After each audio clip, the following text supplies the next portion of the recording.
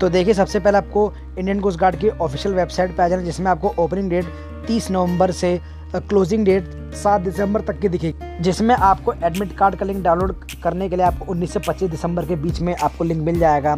और उसके बाद आपको नीचे आके कुछ इसकी इंस्ट्रक्शन पढ़ लेनी है, जिसमें आपको डेट ऑफ बर्थ वगैरह सब कुछ अच्छे से चेक कर लेना है।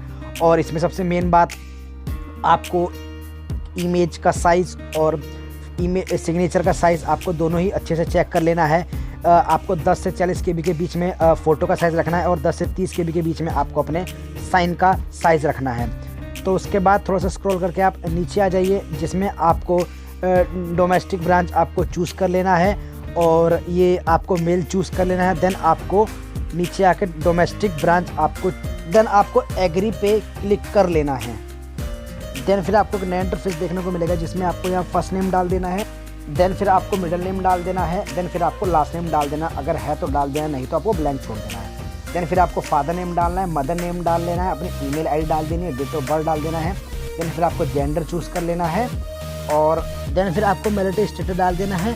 फिर आपको अपना जेंडर चूज़ कर लेना है और राइट साइड में आपको देखना है, अगर आप जनरल कैटेगरी से हैं तो आपको EVS सर्टिफिकेट देख लेना है, अगर है तो यस कर देना है, नहीं तो नो।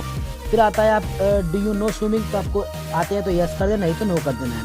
देन फिर आपको कि कोई आपका आर्मी में जो कि अब मर गया है, तो आपको अगर मर गया है तो आपको उसको चूज़ कर लेना, नहीं तो नो कर देना है।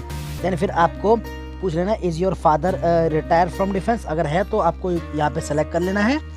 देन फिर आपको अपना परमानेंट एड्रेस डाल देना है और फिर आपको स्टेट चूज़ कर लेना है, डिस्ट्रिक्ट चूज़ कर लेनी है।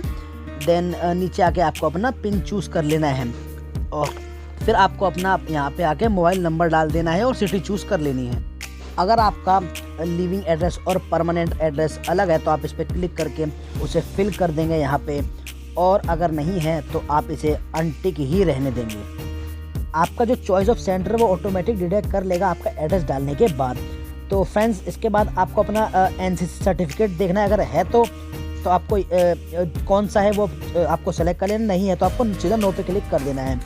देन फिर आपको अपना 10th क्लास की डिटेल भर देनी है, जिसमें आपको सबसे पहले अपना पासिंग ईयर, और फ्रेंड्स सबसे ज़्यादा जो गलती होती है, जो फॉर्म रिजेक्ट होते हैं वो सर्टिफिकेट नंबर से ही होते हैं, क्योंकि उनको पता ही नहीं होता उनका सर्टिफिकेट नंबर क्या होता है और वो गलत डाल देते हैं। तो फ्रेंड्स, सर्टिफिकेट नंबर आपको बहुत सही डालना है।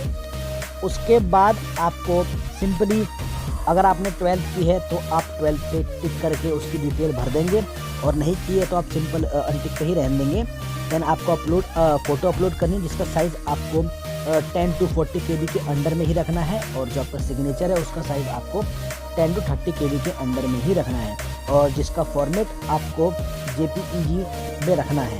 देन उसके बाद आपको स्क्रॉल करके नीचे आ जाना है, और नीचे आने के बाद आपको एम्प्लॉयमेंट डिटेल देनी है। अगर आप कहीं काम करते हैं तो आप यस पे करेंगे और फिर आपको टाइप चूज़ कर लेना है, और नहीं तो आपको नो पे क्लिक कर देना है।